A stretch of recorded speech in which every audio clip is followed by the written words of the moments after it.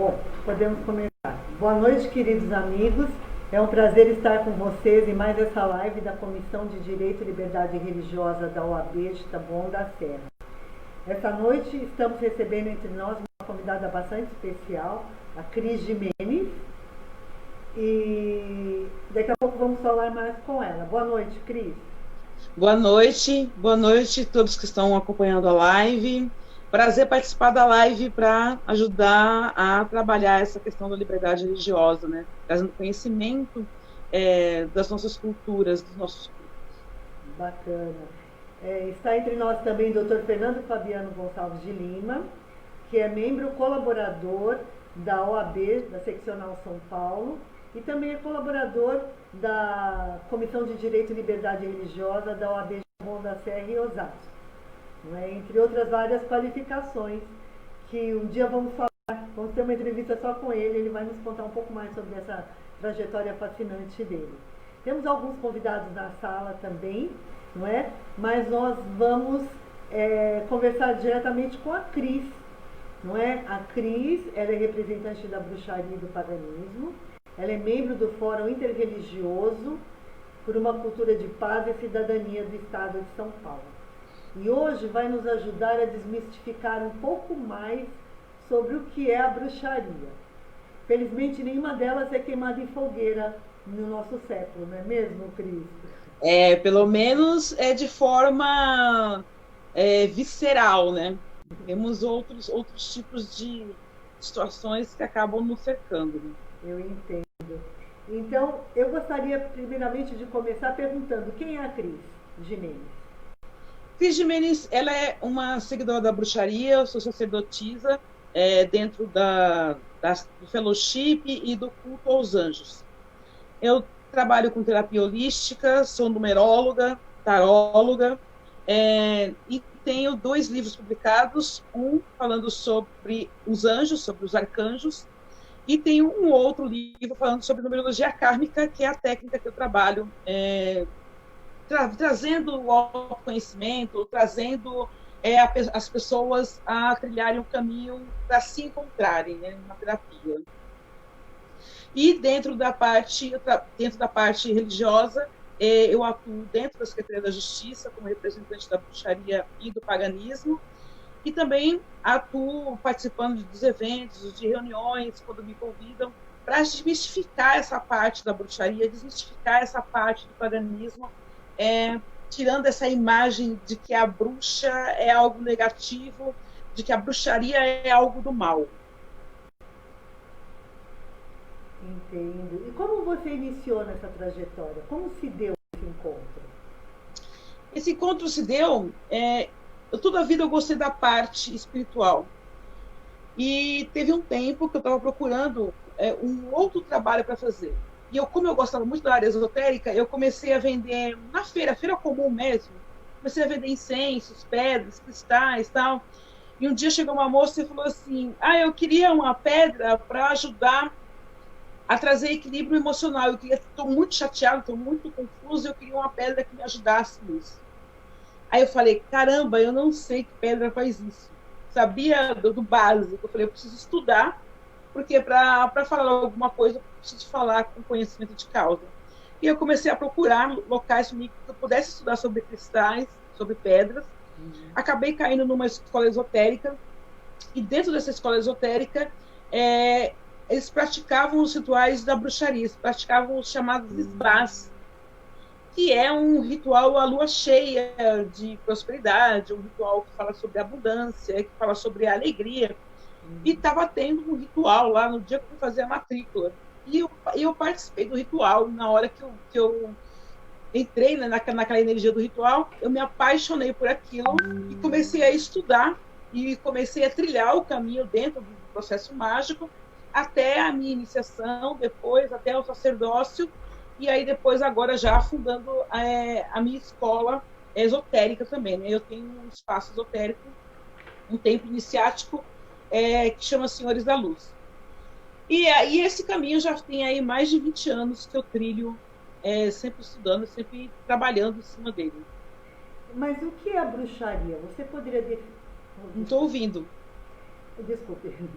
Mas o que é a bruxaria? Você poderia definir para nós o que é a bruxaria? A bruxaria é um caminho do autoconhecimento através de práticas, de rituais, de meditações, focado no culto à natureza, focada nas mudanças de estações, nas mudanças de lua. Então, nós entendemos que o ser humano ele nasce, ele começa a se desenvolver, ele vai para a vida adulta, ele vai para a velhice. Então, nós acompanhamos esse ciclo, respeitando cada um deles, acompanhando pelas estações do ano e pelos ciclos lunares. Então, cada lua, a gente tem um tipo de meditação, de cerimônia. Então, por exemplo, na lua minguante, muitos grupos se reúnem para trabalhar a saúde, para se conhecerem que obstáculos a pessoa está vivenciando, quais dificuldades que ela está vivenciando na vida e o que pode ser feito para remover aquilo ali, o que ela precisa fazer, qual é a situação que ela precisa aprender com ela mesma para poder resolver aquilo. Na lua nova, onde se fica mais em silêncio, mais em conexão com o seu interior, para poder entender as suas sombras, quer dizer, o seu lado negativo. Na lua crescente, se trabalha ritos de prosperidade, ritos de expansão. Na lua cheia, se trabalha ritos que vão de encontro ao amor, como vai de encontro à prosperidade, como vai de encontro à saúde. Então, e os ritos são através de instrumentos como o tambor, como o chocalho, como o pau de chuva, que é aquele que alguns os índios também usam, o xamanismo usa. E aí, naqueles rituais, a gente medita, troca experiências e acaba a dança, acende o caldeirão. O caldeirão é o símbolo da deusa, é o símbolo do pedido, nossos pedidos, de tudo aquilo que nós desejamos, que está sendo formatado e está sendo concretizado ali, né? Que a gente acredita que o fogo transmuta tudo. Então, são rituais sempre muito alegres, tem a parte de muita introspecção e a parte de muita alegria. A bruxaria, ela celebra a ancestralidade. Então, a gente entende que todos aqueles que vieram antes de nós merecem reverência para que as raízes futuras, para que os nossos frutos também possam ser saudáveis e tenham cada vez mais sabedoria. Muito bacana. Opa, deixa eu ir lá. Muito bacana, bastante interessante. Eu acho que a maioria dos nossos espectadores não faziam ideia do que seria, não é? Uma vez que o cinema e os livros vendem um outro tipo de imagem, né? Mas esse grupo, entre vocês da bruxaria, é um grupo único ou existem divisões, como existem nos grupos cristãos? A imagem que vendem da bruxaria é uma imagem da Branca de Neve, da bruxa má. Da pessoa que vai pegar e vai fazer maldade. E isso foi muito propagado, até por causa da própria Inquisição. Mas entendemos que a bruxaria ela teve esse lado negativo, porque a bruxaria ela entende que o que move a pessoa é a pessoa ser feliz. Tanto que uma das máximas da bruxaria é: faça tudo aquilo que você quiser, desde que você não faça mal a nada nem a ninguém. E essa alegria era complicado, porque entendíamos que as religiões dominantes não gostavam das pessoas felizes. Porque quando uma pessoa é feliz, quando uma pessoa é alegre, ela está de bem com ela, é mais difícil de manipular. Então, é mais difícil de você pegar as riquezas, né? Hoje em dia, existem vários grupos de bruxaria, não existe um único. Existem várias denominações, existem grupos que só trabalham com o panteão grego, existem grupos que só trabalham com o panteão egípcio. Então, é muito diversificado. Mas são todos os grupos de bruxaria em si, eles entendem que são grupos que precisam militar em alguma causa. Então, alguns estão numa causa, eu, por exemplo, estou na causa religiosa, mas há pessoas do meu grupo que são da causa do idoso, outros são da causa... Cada um vai para onde se sente melhor, mas são politicamente ativos e trabalham na preservação do eu e da natureza, né? E entendem assim, as pessoas têm que ser aceitas como elas são. Não há discriminação de pessoas pela sua sexualidade, ou pela sua cor, ou pela sua condição financeira. Elas vêm, o que importa é a bagagem que elas trazem e o que elas querem transformar dentro delas o quanto elas estão dispostas a crescer e a se aplicar. A bruxaria é uma vertente de muito estudo. Então, há muitos ocultistas, muitos cientistas dentro da bruxaria. Então, agora eu tenho uma dúvida. Bruxaria e paganismo é a mesma coisa? Ou são coisas diferentes? Não necessariamente. Todo bruxo é um pagão, mas nem todo pagão vai ser um bruxo.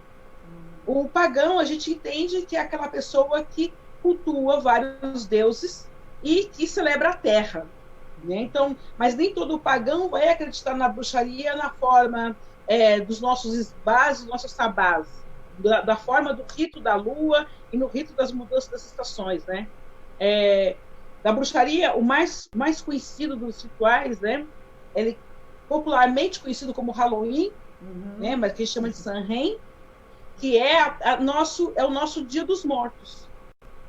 Então, é um dia que não é aquele dia da fantasia, na realidade, mas é um dia onde nós celebramos as pessoas que se foram e agradecemos a ela. É um dia de reencontro, onde nós elevamos nossos pensamentos, nossas orações e nossos pedidos de avançar, de sabedoria, de crescimento aos nossos antepassados. Pedimos a bênção a eles e após esse momento de meditação se celebra com alegria, né?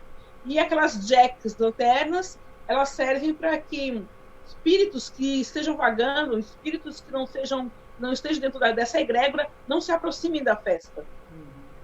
Mas só que ela foi popularizada como uma festa fantasia.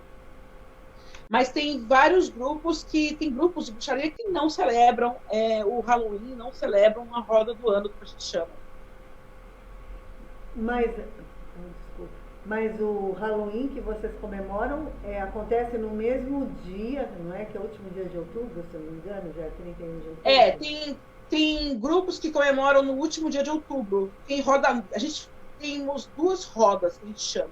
A Roda Sul e a Roda Norte, né? A Roda Norte comemora dia 31 de outubro, que é o pessoal que roda pelo hemisfério norte. Comemora dia 31 de outubro. Aqui no Brasil, muitos grupos comemoram no dia 31, no dia 1º de maio, que aqui eles consideram como o dia que acaba o inverno, o verão, e começa o outono. Então é nessa virada de estação que se comemora. Entendi. Olha que interessante, não é? E as pessoas brincam no Halloween, não fazem a menor ideia do que realmente significa o Halloween. Então, agora a pergunta que não quer calar. Você já foi perseguida por exercer essa sua atividade, pelo que você acredita? Pode contar um pouco sobre isso para nós? Já tive sim discriminação de dizer, olha, já tive uma entrevista. Teve uma entrevista que eu fui dar, eu dava entrevista para o Sidney Carvalho na TV Mundo Maior. E aí teve um momento, estava ele, tinha mais uma pessoa lá também fazendo a entrevista comigo. E aí eu normalmente ando de preto. Né? Então, normalmente estou de preto. E aí a pessoa virou e falou assim: mas por que você veio dar a entrevista vestida que nem um urubu? Que horror! Misericórdia. Na hora, o Sidney entrou e falou assim: não, mas o preto não é só a cor do urubu. A preto. Aí ele começou a falar sobre o preto, e aí eu entrei no meio e falei assim: não.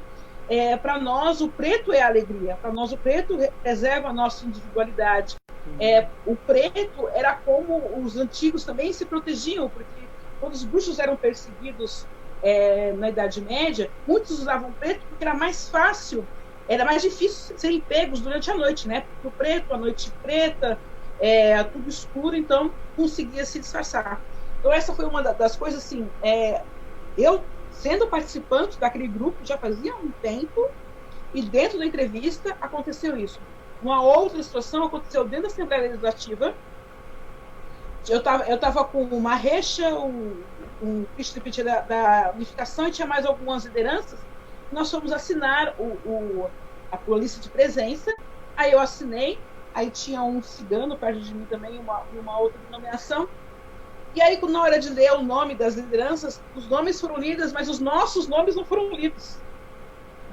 E aí, tipo, a pessoa que estava lendo, leu o nome que estava na minha frente, pulou o meu, pulou o do cigano e leu o próximo nome. Aí eu levantei e falei, olha, então, né? E falou o meu nome. Não, mas não está aqui. Eu falei, tá, ó, tá na mesma ordem que nós estamos sentados. Foi a ordem que nós entramos, nós sentamos na mesma ordem aqui. E aí, aí ele ficou todo sem graça. Aí na hora eu falei assim, ó, também não tem estacionamento de vassoura, né? Podia ter um estacionamento para vassoura para as bruxas aqui, que, né? O que faz? Então, assim, existem algumas situações ainda, porque existe essa ideia de que a bruxaria é algo que faz o mal, que faz feitiços, que faz magias para o mal. Vira e mexe estamos sendo associados a crimes que matam crianças, matam pessoas, há sacrifício humano, e na bruxaria realmente sua origem não tem essa conotação disso. A nossa regra é o respeito à vida mesmo. E o que nós usamos nas nossas magias são ervas, são essências, são sementes, são cereais, são flores, são coisas que nós temos dentro da nossa própria casa, acha dentro do mercado. Não usamos sacrifícios de animais, não. Claro, existe algum ou outro grupo que usa isso, sim, mas isso não é uma regra da bruxaria. A bruxaria na sua essência, ela preserva a vida, acima de tudo. Perfeito. Eu tenho uma pergunta para você, porque eu me lembro que você já tinha comentado isso em uma das reuniões sobre liberdade religiosa, a respeito do chapéu. Eu nunca te vi sem chapéu, não é? E eu sei que existe um significado. Você poderia explicar para nós qual é o significado? Chapéu, o meu ainda tem uma pontinha aqui, esse aqui, né? Mas essa forma triangular dele mostra que a nossa conexão da nossa mente com o espiritual, com o alto. Então, a sua forma triangular diz assim, olha, a minha mente, o meu espírito está conectado com o espírito maior da deusa, está conectado com o alto. Que interessante. Então, ele é um tipo de conexão. É que nem a vassoura. A vassoura, pra gente, ela é um símbolo de limpeza, né? Quando você varre a casa, aquela coisa toda, então é um símbolo de você está trabalhando a sua limpeza, está trabalhando a purificação. E o voo, a questão de voar na vassoura, porque antigamente nas plantações, as mulheres, principalmente, saíam, quando semeavam, elas pediam aos deuses que aquela semente fosse produtiva, que desse uma boa colheita. Então ela saía pulando em volta, andando e pulando em volta do terreno onde estava sendo plantado, pedindo aquelas bênçãos. Muitas vezes, quando a plantação estava um pouco mais alta, dava a impressão de que ela estava voando. Então, essa das que falam sobre o voo da vassoura. E o outro diz sobre a projeção astral. A capacidade que a gente tem de sair do próprio corpo físico conscientemente, através de estudos e de treinos. Uau! Você já respondeu várias outras perguntas que eu já tinha, que era a respeito justamente da vassoura e da questão de voar. Não é? Então não é só um mito, existe um significado dentro da bruxaria para esses símbolos, não é? Mas você tira o chapéu, o chapéu também tem essa questão de proteção ou não? Simplesmente representa o que você acredita? Não entendi, você acha o chapéu? O chapéu tem alguma outra conexão, o chapéu? Ou é somente o símbolo? Desculpa. É o símbolo. Isso é aquele grupo, né? É como a gente se reconhece. A gente se reconhece pelo chapéu, a gente se reconhece pelo símbolo do pentagrama, que é a estrela de 5 pontas. Então são símbolos mágicos que faz com que o grupo se reconheça entre si. Você poderia nos falar um pouco mais sobre o seu trabalho no Fórum Interreligioso? O que vocês fazem nesse Fórum Interreligioso? O Fórum Interreligioso, ele nasceu para que pudesse haver um diálogo entre as religiões e entre as comunidades. para que o processo de intolerância religiosa fosse sendo minado a partir do diálogo. A partir do momento que você conhece a religião, a partir do momento que você conhece o trabalho daquela outra religião, você comece a respeitar essa religião, né? A gente não quer ser tolerado, nós queremos ser aceitos. Então, da mesma forma que o candomblé tem as suas particularidades, a bruxaria tem as suas particularidades. Então, o nosso trabalho vem sendo fomentar fóruns em outras cidades com lideranças, e nós, enquanto lideranças que estamos dentro do Fórum Central da Secretaria da Justiça, nós vamos até lá e ajudamos a implantar esses fóruns. E falamos sobre como que é a nossa religião, como que é os nossos ritos, como que é as nossas doutrinas, como que nós nos apresentamos diante da comunidade, para que, por exemplo, esse estigma de que a bruxa só faz coisa do mal seja tirado. Então, nós vamos também em escolas, vamos em faculdades.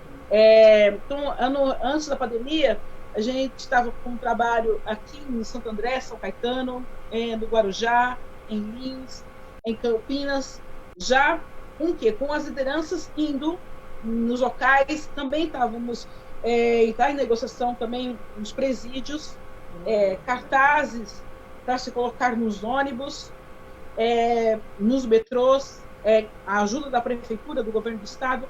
Para quê? Para que as lideranças sejam reconhecidas, né? E que não tenha só a religião dominante, as religiões cristãs, entenda que tem muito mais do que católicos, evangélicos, umbandistas e candomblecistas, tem diversas religiões à volta dessa, daí que são desconhecidas. Então, para que as pessoas venham a conhecer, para que as pessoas também possam escolher também seus caminhos, né? Legal, eu quero conhecer um pouco mais do espiritismo, eu quero conhecer um pouco mais da bruxaria.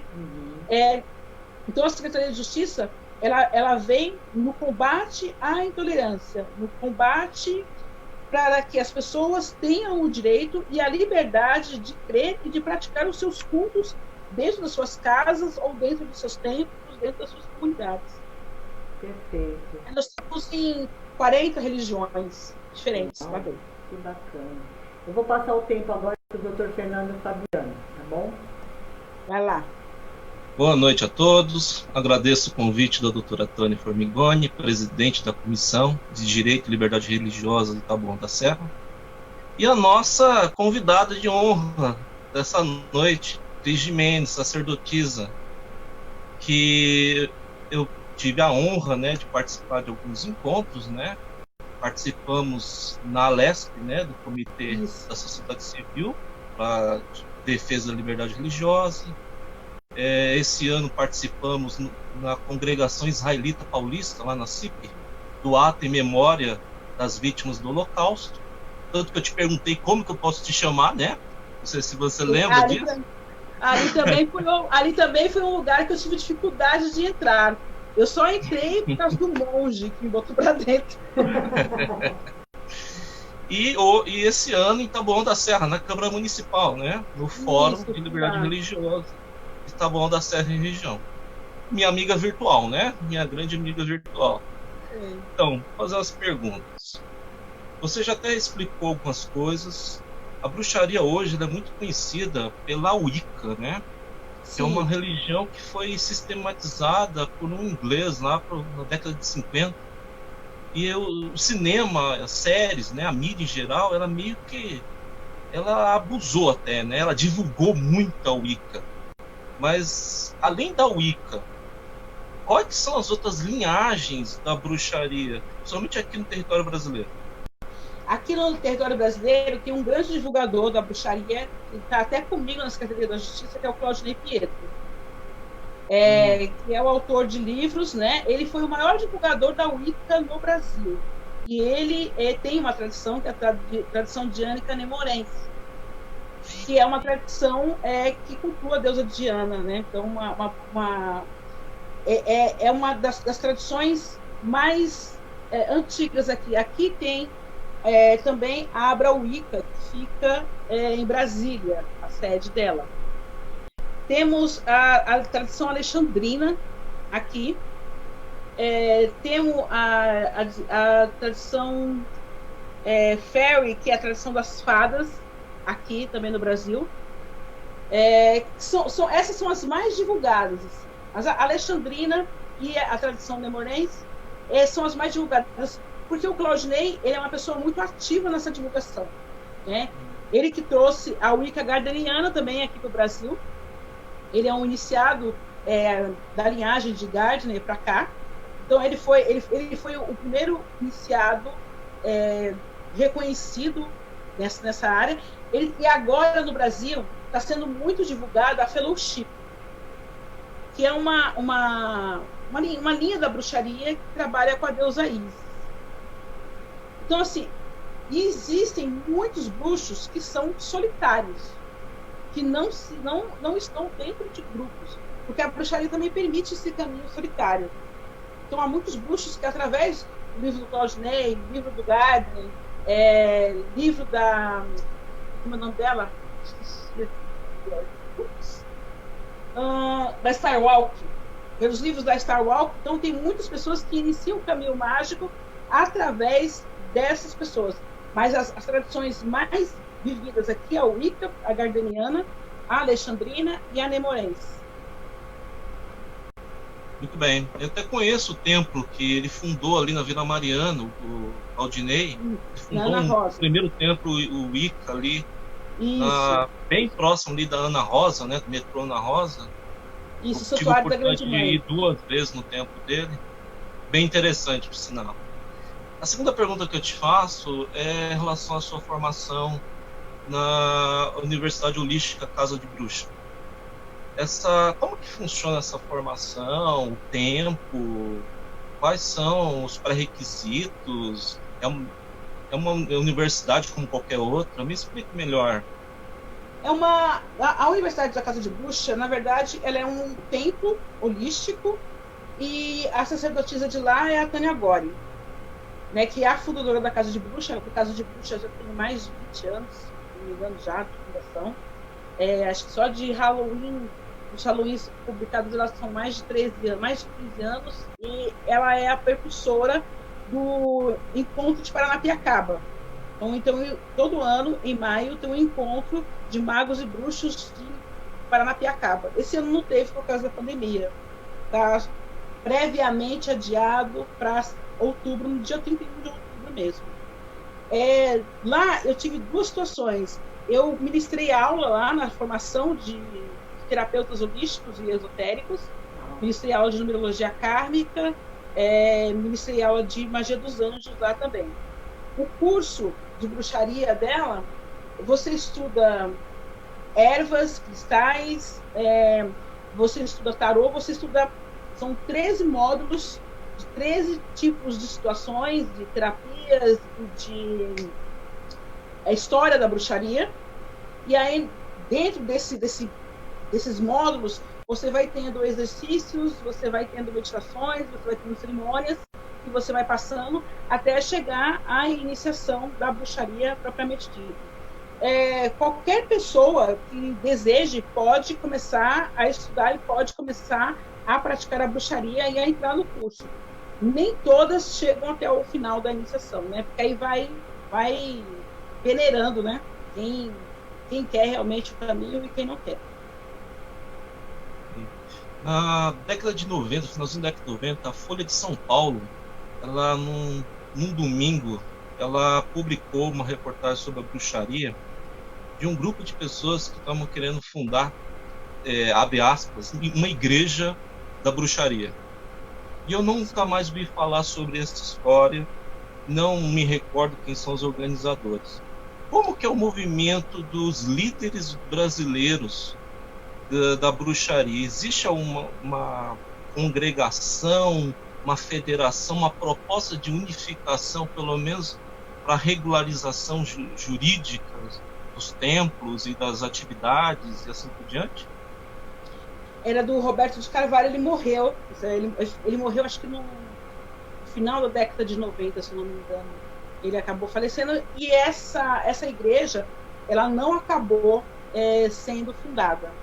Na verdade, o que nós temos aí de organização dentro da Wicca, que vem sendo colocada, vem através desse movimento do Claudinei Pietro, que vem trabalhando, existe um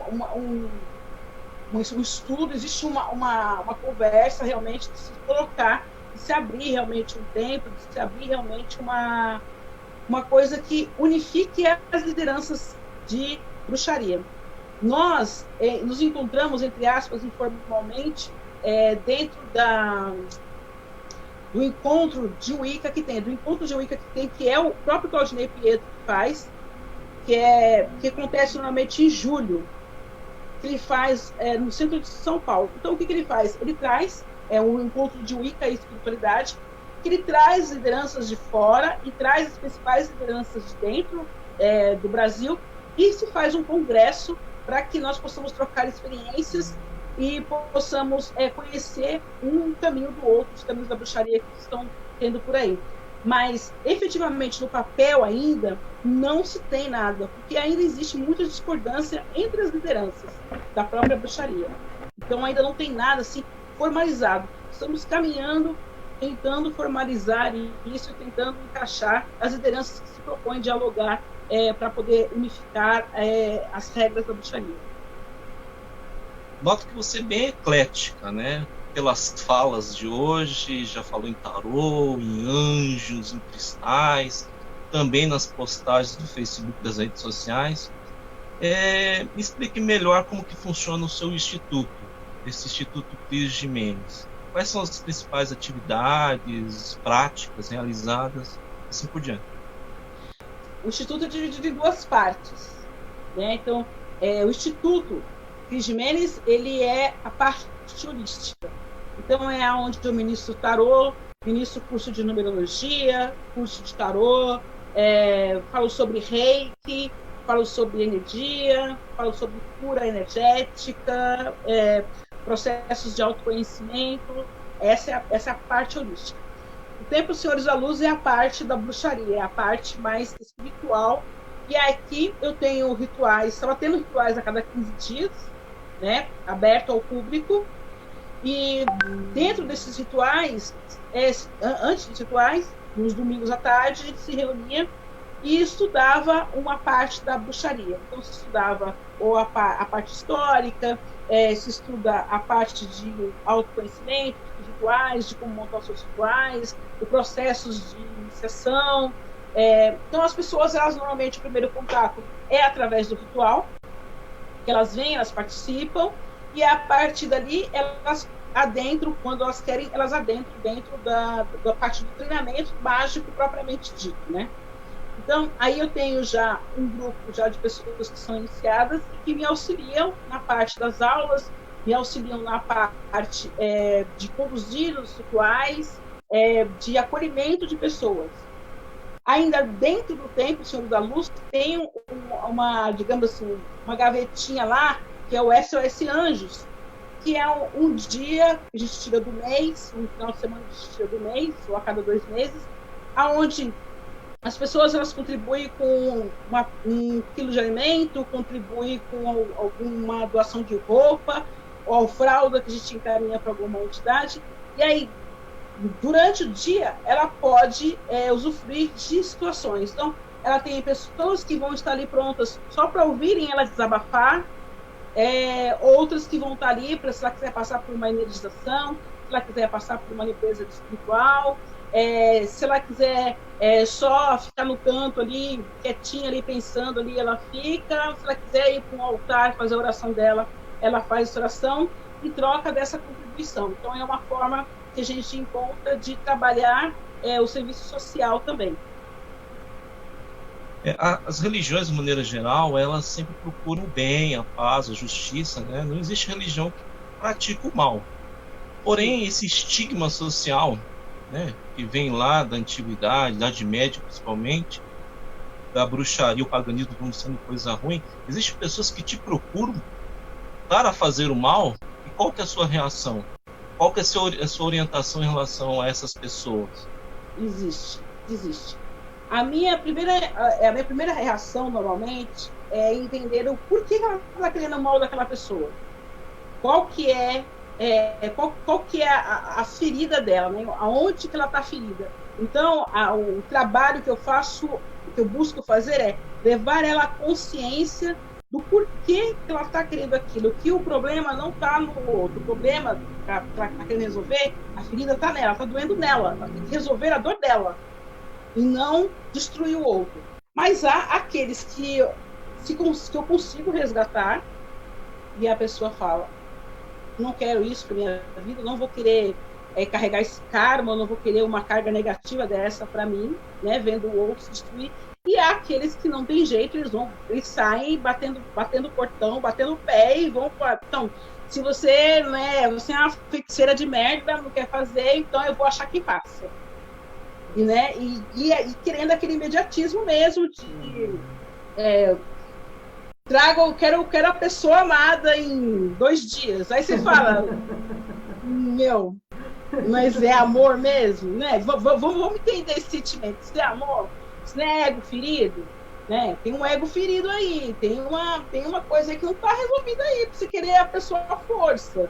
Então você vai trabalhando. É um trabalho muito de terapia para poder fazer com que a pessoa se dissolva daquela ideia. E às vezes ela vai procurar outras pessoas, quebra a cara, aí ela volta dizendo, tá, agora eu quero remédio, porque, né, eu descobri que não é isso que dá certo mesmo, agora eu quero remédio. Aí você entra com toda a parte terapêutica, com toda a parte holística, com toda a parte de acolhimento. Sempre no tipo, a regra que eu coloco para os iniciados é, olha, não julgue. Foi uma das coisas que eu mais aprendi com numerologia, foi não julgue. Você está cada vez o nascimento da pessoa na mão, você está com a vida dela na mão. Então, às vezes ela está ali, ela está brava, ela está nervosa, ela está gritando, está esperneando, mas ela não está brava com você, ela está brava com a situação. Então, é acolher. Você tem que saber chegar. Às vezes tem gente que chega aqui e às vezes fala assim, nossa, essa pessoa é muito chata, essa pessoa é muito isso. Calma, vamos conversar, vamos ponderar que não é bem assim. Aí dali a pouco, aí a pessoa se sente mais à vontade, ela se abre, aí às vezes vem um iniciado e fala, nossa, eles me chamam de tia. Ele fala, nossa, tia, nossa, a pessoa estava, né, pesada. Tá vendo? Então a gente tem que saber ouvir. Mas existem pessoas que são irredutíveis. Elas falam, eu quero fulano no meu pé, eu quero que fulano morra, eu quero que fulano se estrupie, porque elas entendem que esses filmes fantasiosos, né, que falam que a bruxaria acontece, congela, descongela, faz virar pó, faz isso, faz aquilo, elas entendem que isso é uma realidade e querem que você faça disso uma realidade, como se fosse o filme do Harry Potter. E não é assim que funciona a coisa. Você já teve problemas em relação, como você falou, é uma terapia, né? Com relação a pessoas com problemas psicológicos, psiquiátricos, que teve que encaminhar a medicina aos seus profissionais especializados? Já tive. Eu procuro ter comigo contato tanto de médicos como de outros caminhos religiosos, porque às vezes o que a pessoa procura não está comigo.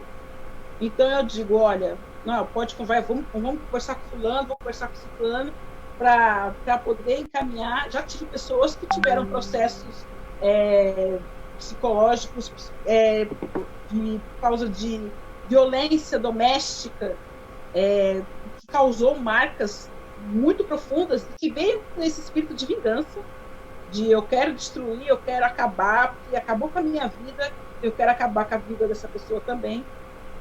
Mas você entende que é o processo de violência doméstica, e aí eu encaminho para um psicólogo ou para um psiquiatra, que aí já não cabe a mim mesmo, não é minha formação. Ok, Cris, muito obrigado. Vou passar para a doutora Tânia. Gratidão. Obrigada. Nossa, que experiência enriquecedora, né, Cris? É interessante você falar que às vezes você exerce o papel de psicóloga, né? Acaba trabalhando a parte emocional das pessoas. Imagina que enriquecimento seja isso. Então, para você exercer sua atividade, é necessário o registro? Eu tenho um registro aberto. Não, Eu tenho você é sempre... profissional, estou dizendo do instituto. Porque vocês não chamam templos, né? Ou existe um lugar que vocês chamam templo, ou casa de trabalho? Não, o templo em si ainda eu não regularizei. Eu tenho um CNPJ do instituto, né? Ah, Por quê? Porque eu quero colocar ele enquanto uma ONG. Então, eu estou num processo de trabalhar essa regulamentação do templo, mas enquanto uma ONG, porque eu gosto dessa parte do trabalho social. certo, mas existe dentro dessa da bruxaria, do paganismo, aqui no Brasil, uma necessidade de registro da atividade ou não? Não existe, a necessidade não existe, mas tanto eu como o Claudinei, nós estamos numa coisa de que se precisa ter um norte, né? Se precisa ter uma linha de ação para que não pessoas que são charlatãs, pessoas que têm uma índole, não usem o nome da bruxaria, uma coisa negativa, e traga esses problemas que nós temos de a bruxaria só faz o mal. Ah, então, porque eu não estava falando com relação ao registro ao governo, que é proibido pela Constituição, não é? Deveria, pelo menos, né? Ser proibido. Mas existe algum órgão internacional que vocês precisam se associar para exercer sua atividade ou não? Você está falando não, que... Não precisa. Não. Tá.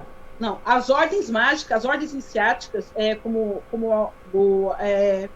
a Wicca gardneriana, ou pelo menos a Fellowship também, existe um registro nosso dentro da ordem da gardneriana, que as pessoas que são iniciadas, que são da linhagem da gardneriana mesmo, estão os seus registros lá dentro.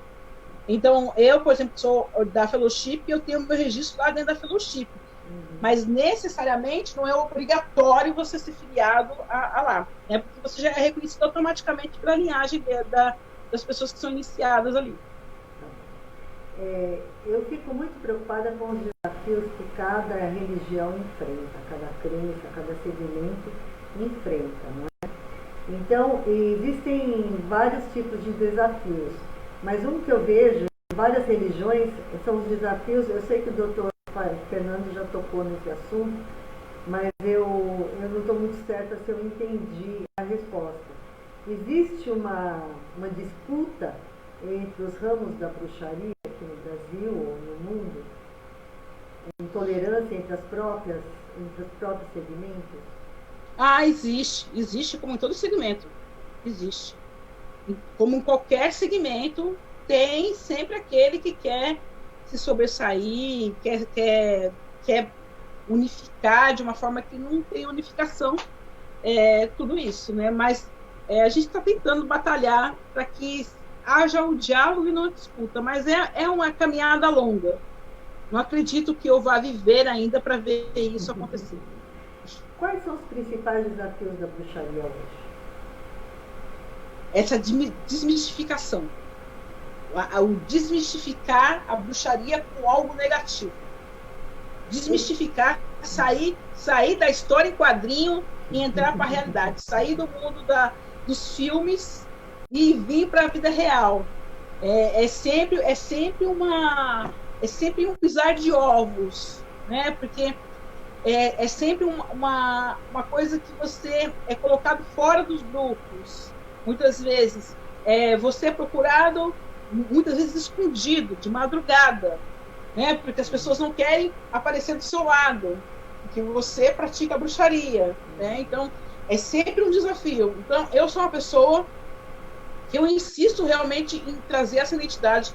Eu estou sempre andando de chapéu, eu sempre ando de preto, eu sempre ando com alguma coisa que sinalize a minha caminhada dentro da bruxaria, mas é sempre sentar e contar uma história. É sempre sentar e explicar. Olha, nasceu lá, olha, mas a Wicca, quem popularizou o Wicca foi Gardner. Depois de Gardner, no Brasil, quem popularizou a bruxaria no Brasil é o Claudinei, está numa corrente cada vez maior. mas ainda é algo ainda muito estigmatizado ainda. E um estigma de bruxaria é do mal. Bruxa tem que ser queimado. Bruxaria mata criancinha. Bruxaria come criança. A gente fala que não. Fez 18 anos, caiu na água, fez tibum. A gente tem lá uma fé. Mas não se come criancinha. Não tem como. É interessante isso. Um dos meus filhos até mencionou para mim hoje à tarde, assim, engraçado isso, né? Esse preconceito todo. Quando muita gente seguia, até hoje segue, quando ainda tem no Netflix alguma coisa, aquela série antiga, A Feiticeira, não é? Todo mundo era encantado pela feiticeira. Saiu até um filme com a Nicole Kidman, que ela era feiticeira. E com o Harry Potter, né? O Harry Potter. O Harry Potter foi um dos que popularizou muito, né? Foi um filme que ganhou muita bilheteria e fez com que a bruxaria se popularizasse, mas também tem aquela parte da fantasia exagerada, né? Que as pessoas falam, mas é a sua varinha mágica e tal. E aí tem que explicar que a varinha é a questão do seu impulso de transformar a realidade, né? Então, a história da varinha. Essa daí eu esqueci.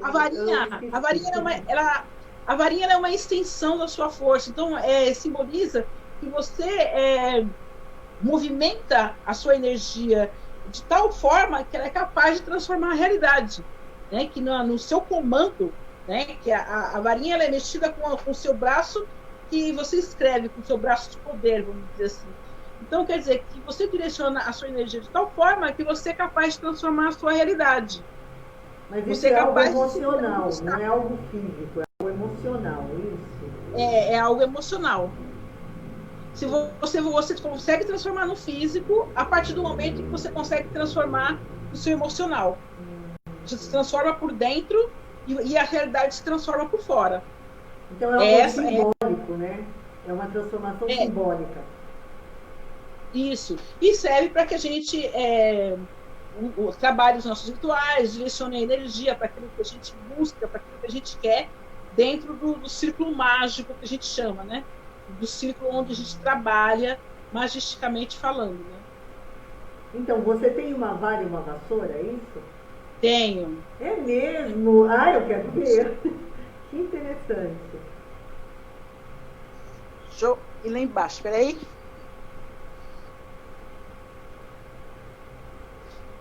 Devia ter combinado isso com você, né? Oi? Devia ter combinado isso com você. Deixa eu ver se está aqui. Aqui tem umas das que eu uso para ritual, não dá para ver. Ai, que interessante. Deixa eu ir lá embaixo, tá a vassoura? Tá. Não? Ô, Cris, você também tem um gato preto? Mas na minha, eu tenho uma gato preta em casa, aqui eu tenho uma cinza. Mas o gato preto é um símbolo também. O gato preto é o gato em si, né? O gato é o símbolo do psiquismo, né? Que diz que o gato ele consegue, dá para ver? Dá. Olha que linda, que interessante. A vassoura, tem essa aqui. Olha, bem típica mesmo, que nós vemos. E essa daqui. Nossa, que trabalhada. Que essa mais trabalhada é para o quê? Mais para ritual, isso? É mais para rituais, ó. Tem a serpente. E uma serpente. Interessante. E você encontra esse material para comprar aqui no Brasil? Na Mystic Fair. Tem a Mystic Fair, que é a feira que a gente tem todo final de ano. No primeiro final de semana de dezembro, o Claudinei tem a Mystic Fair. Então, tudo quanto é produto esotérico, produto para magia, a gente compra lá. Cristais, vassoura, caldeirão, estatuetas, os nossos altares, a gente compra tudo lá, na Mystic Fair. E aí, com a pandemia, ele está fazendo a versão online, né? Então, amanhã tem a versão online da Vestifé. Que legal. E aí tem o site, tem os estandes onde a pessoa pode comprar. Olha lá, o dela, ó. Que a pessoa... o gato cinza.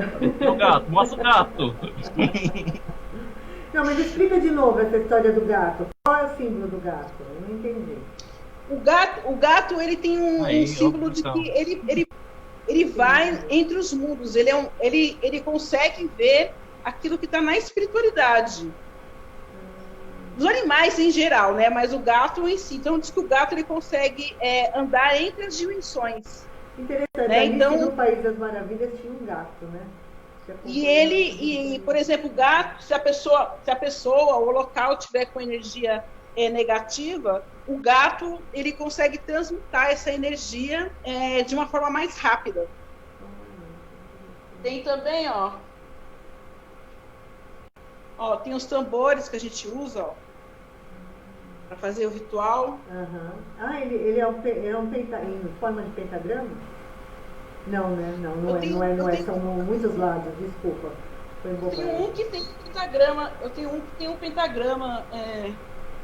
Eu tenho um que tem um pentagrama. A casa aqui é todinha. Você está no Instituto Conhecendo agora. a intimidade da Cris Jimenez. Isso, ó. Ah, tá aí, com 5 lados. Olha, que interessante. Que interessante. E qual é o símbolo do pentagrama? Qual o significado? O pentagrama é o homem em comunhão com o universo. Significa que o homem está em harmonia com os 4 elementos e com o universo. Esse aqui. Aqui é um dos altares. Ó. Isso dá para ver? Aqui já é um altar hindu, o altar para Shiva. Eu vi a Shiva lá. Que bacana. Cris, como foi enriquecedor? Tem uma pergunta aqui. Tá. A Kátia Silvani perguntou o significado do gato. Você já explicou. Mas ela quer saber como ele pode influenciar no dia a dia das pessoas. O gato. O gato? Isso. O gato é uma terapia, né? Porque o gato, ele ensina você a respeitar o território do outro. Aqui, vou mostrar uma coisa para vocês. Aqui. A minha escada é toda escrita. Olha, palavras motivadoras, né? Senhores da luz, alegria pela deusa, pelo Deus, espiritualidade, abençoado seja, amor, luz, cumplicidade, crer, conquista, confiança, prosperidade, salva a luz e seja a luz. Nada negativo, né? Nada do mal. Que interessante. Se elevando, né? Muito bacana, Cris. Olha, eu estou assim impressionada, muito grata que você aceitou esse desafio de participar dessa live para ajudar as pessoas a entenderem um pouco mais do que é a bruxaria e o paganismo, né? Ajudar aí nessa desmistificação do que é, não é? E te conhecer melhor, conhecer o trabalho que vocês têm feito. Me preocupa muito essa questão da intolerância religiosa. Eu me lembro. É difícil. Eu me recordo de uma vez que você disse que você sofreu uma agressão verbal porque você estava com chapéu. Eu lembro que você contou isso numa das reuniões de apoio à frente. Foi dentro da loja da Vivo. O que aconteceu? Eu fui comprar um chip. Eu tinha chegado da Europa e meu chip deu problema. O chip aqui do Brasil deu problema. Eu fui na loja da Vivo para poder pegar um novo chip e eles não deixaram eu pegar o novo chip por causa do chapéu. Eu chamei a polícia falou que como não houve agressão física, eles não poderiam fazer nada, eles não poderiam entrar no shopping. Que absurdo. Então, aí eu fui na delegacia, a delegacia falou assim, olha, mais ou menos umas 4, 5 horas para poder conseguir registrar o boletim de ocorrência.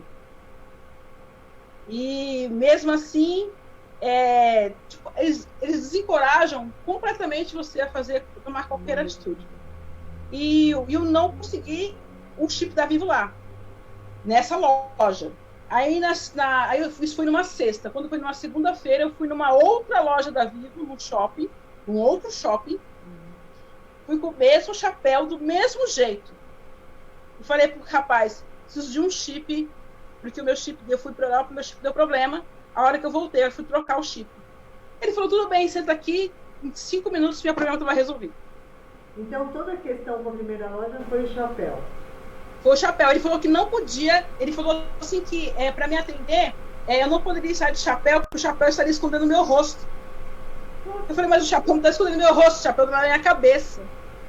E aí, a implicância foi todinha ali, dos funcionários com o chapéu. Nessa outra loja eu fui do mesmo jeito. Chapéu, tudo bonitinho, direitinho. E lá eles atenderam de boa. Falaram, não, tá aqui, tá, acabou. Nem no aeroporto eu não tive problema. No aeroporto, o segurança lá, a polícia perguntou pra mim, é religioso? Eu falei, é. Ele falou, pode ir. Tem alguma coisa embaixo do chapéu? Não. Ele falou, pode passar.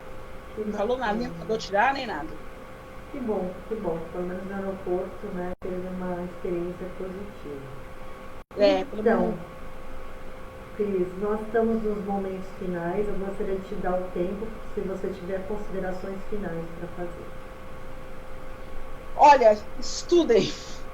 O meu conselho é estudem. Conheçam as religiões, busquem conhecer as suas raízes, busquem conhecer tudo que for permitido para você conhecer, porque conhecimento só agrega ao espírito. Conhecimento faz com que você consiga respeite mais as pessoas, faz com que você consiga adentrar em todos os ambientes e consiga acolher melhor o ser humano. Precisamos de pessoas que acolhem, precisamos de lideranças que saibam acolher. Precisamos de lideranças que saibam identificar a dor do outro sem subjugar. Precisamos de lideranças que ajudem a combater essa intolerância religiosa para que mais pessoas possam professar a sua fé. Muitas pessoas não professam a sua fé, não professam aquilo que acreditam, porque tem medo da agressão, tem medo da morte. Tem medo de sair na rua e levar uma pedrada, tem medo de sair na rua e levar um tiro, tem medo de sair na rua e não voltar mais para casa. E a violência da religião, ela é por falta de conhecimento, principalmente. Porque quem faz as ovelhas são os pastores. Então, se as lideranças elas instigam as suas comunidades a conhecerem, a não julgarem, a entenderem que cada ser humano tem um caminho espiritual, as coisas poderiam ser bem melhores. Fantástico, muito bem. Doutor Fernando, gostaria de dizer algumas palavras finais? Olha, muito bom mesmo. Olha, conhecer a intimidade da Cris Gimenez, conhecer o seu gato, realmente um animal terapêutico. Eu sou gatófilo, de carteirinha, não tenho vergonha, quase fui até, tive a vontade de ir estar aí para pegar o gato. Eu tenho 3 gatos, uma Nossa, ia fazer a festa. Minha amiga sacerdotisa Cris Gimenez, parabéns. Foi uma das melhores lives que nós tivemos, não desmerecendo nenhuma, é claro. Minha gratidão à sua presença conosco, muita paz, muita luz em sua jornada. Sucesso, viu? Obrigada, viu? Olha, eu quero agradecer a todos, agradecer a Cris por esses momentos tão agradáveis, por essa pessoa bacana que ela é, que eu gosto muito, super, não é, animada e clara em tudo aquilo que fala. E agradecer ao doutor Fernando Fabiano por estar conosco, né, mais uma vez dando apoio, participando e ajudando, né, com perguntas bem pontuais, bem legais também. Agradeço àqueles que acompanharam a live. E, Cris, onde fica o centro Instituto Cris Gimenez? Fica no Jabaquara. Qual endereço? Fico a uns 5 minutos a pé fico próximo ao Expo Imigrante, antigo Expo Imigrantes, né? Uhum. Agora é o Expo São Paulo. Eu estou praticamente do lado dele. Você tem uma página no Facebook? Tenho sim. Tem uma página no Facebook que é Instituto Cris Gimenez. Tem uma página do Templo Senhores da Luz e tem o meu canal no YouTube, que é o Cris por Cris Jimenez. Como que é? De novo, repete, do YouTube. No Facebook eu tenho a página do Instituto, Uhum. Instituto Cris Jimenez. Tenho a página Templo Senhores da Luz. O YouTube é Cris por Cris Jimenez. Ah, Cris por Cris Jimenez. Ah, legal. É. Legal. E no Instagram é Cris Jimenez. Ah, tá bom. Bacana, então já fica aí ao vivo para os convidados que tiverem interesse ir lá pesquisar mais, não é? Desmistificar um pouco, né? Para poderem não estar queimando as pessoas por aí, né? Seja verbalmente, emocionalmente, não é? Ou de qualquer outra forma. Bom, amigos, boa noite. Obrigado pela participação de todos. Na semana que vem, no dia 26, nós vamos ter uma entrevista muito bacana também, com o Juan, da J. Ben Clark da Bolívia. Ele vai falar sobre liberdade religiosa na América do Sul. E no dia 29 nós vamos ter uma entidade internacional de defesa da liberdade religiosa. Então, conto com